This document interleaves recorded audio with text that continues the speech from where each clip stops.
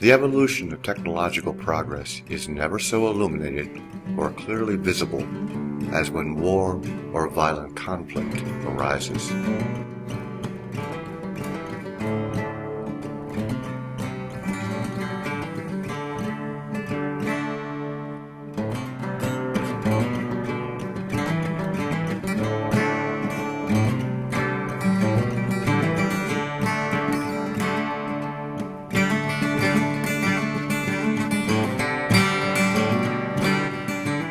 In the United States, the Civil War is no exception. This war starts at the dawn of the Industrial Revolution, the times when many manual tasks and labors are just beginning to become mechanical.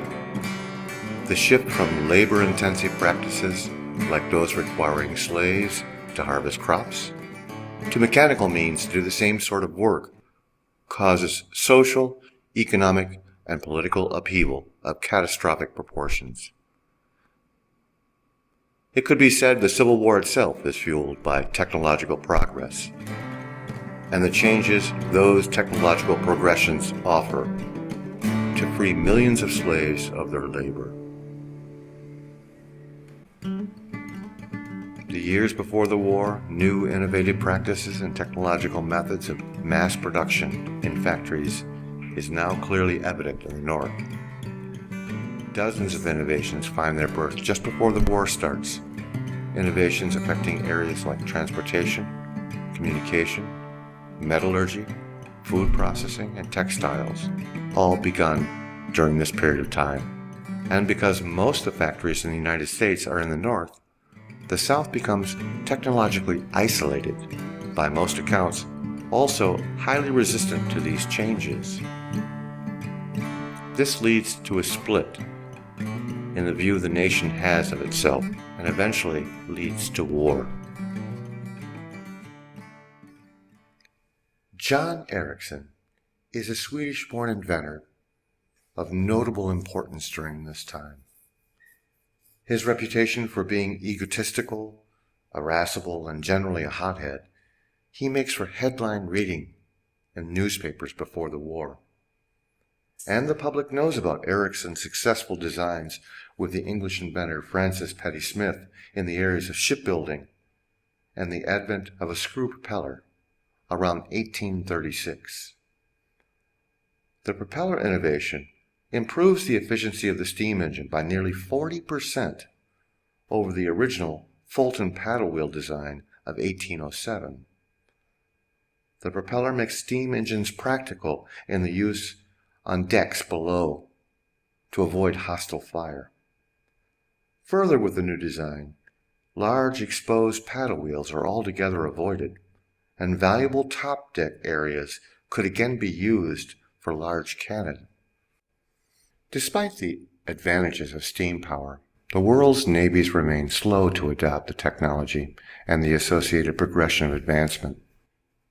In 1839, Secretary of the U.S. Navy James K. Paulding vowed never to consent to let our old ships perish and transform our Navy into a fleet of sea monsters. However, Congress authorized the construction of 2 seagoing steam men of war, the side wooden wheel frigates Missouri and Mississippi, in the same year.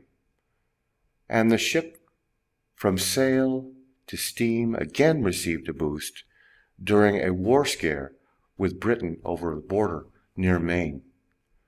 The result became the beginning of the Atlantic Fleet, a home defense group designed to protect the coastline. Ericsson, who resides in England, was invited to move to the U.S. by Captain Robert F. Stockton to assist in the construction of the sloop of war USS Princeton. The Princeton was designed to burn anthracite coal to reduce telltale trails of black smoke. She did this with the use of steam-driven blower fans to force air over the fire to burn hotter and cleaner. Also, the 672-ton vessel carried 12 cannonade and a pair of 12-inch wrought iron guns that could fire a shot weighing 225 pounds. In tests, this proved to be very impressive, making it possible to penetrate 57 inches of oak and 4 inches of wrought iron. However, one of the cannons was fabricated under the direction of Stockton, who had limited knowledge of metallurgy, and failed to put reinforcing bands on the breech of the copied guns.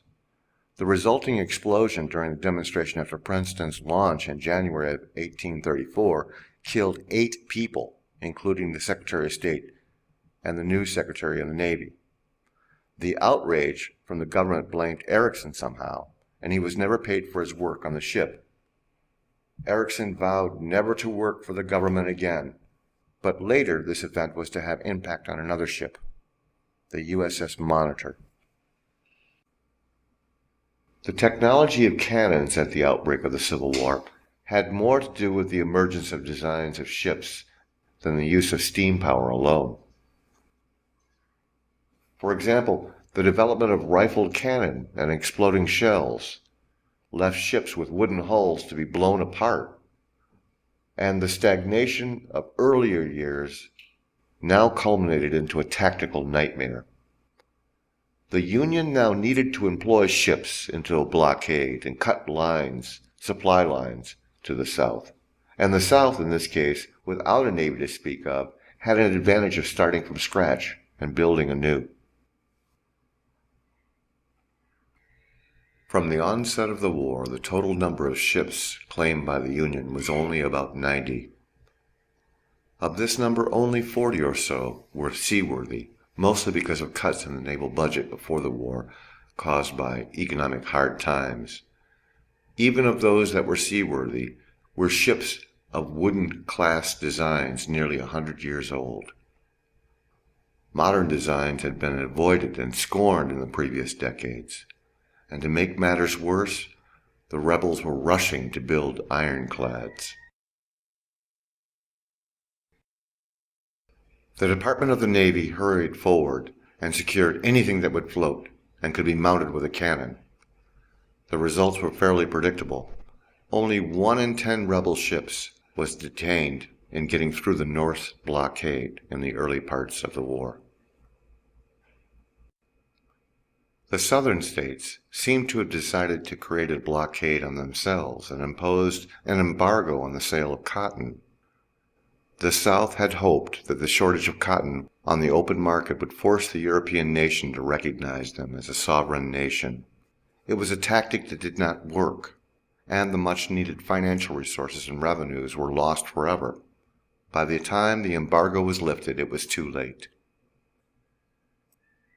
In the meantime, the North was able to close the gap on exporting and importing somewhat by capturing and holding the main ports surrounding the coastal waters.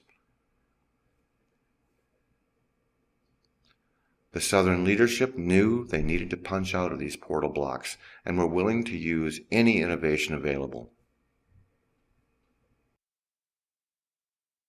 From the first months of the war, work began on the ironclad CSS Virginia, a rebuilt ship from the scuttled and burned remains of the frigate USS Merrimack after Northern forces had withdrawn with the fall of Fort Sumter. The Southerners raised and dry-docked her, and they began the work using European designs as the basic template.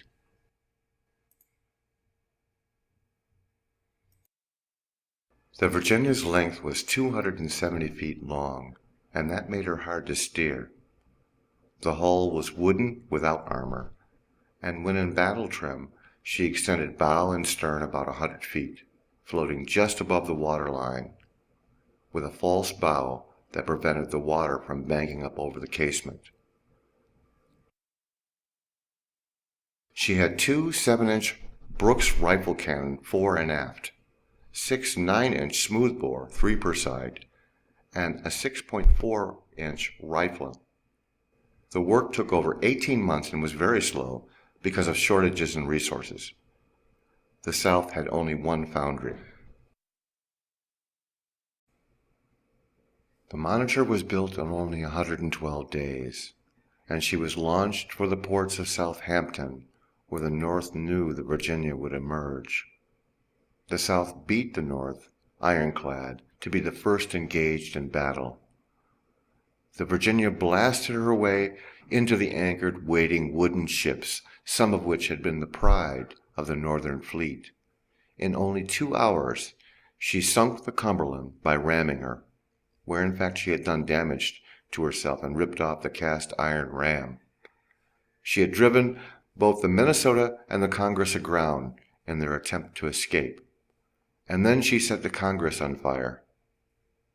The Virginia then turned back up to the inland and called it a day. She ruled the waves for one day. That night, the Monitor arrived. The historic battle that followed the next day has been written about in hundreds of texts. Much of the information typically glorifies the heroes of the engagement. They were brave. They sat inside their respective ships and for over 6 hours endured the pounding that made their ears and noses bleed.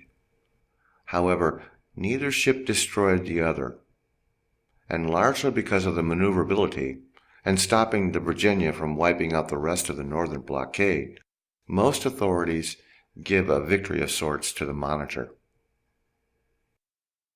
Erickson was reported as being highly critical of the captain of the Monitor. He had advised the use of a high charge of powder and load in the cannon aboard the little ship, but they were afraid of the breech failure that took place years before on the Princeton and still did not fully trust the designer's understanding or faith in the 11-inch guns. In tests after the war, the directions of the inventor were followed to the letter. From 200 yards and aimed level, the powder did not blow the gun apart, and with the extra charge, the solid shot blasted through 6 inches of iron and the lower layers of wood. History might have been different.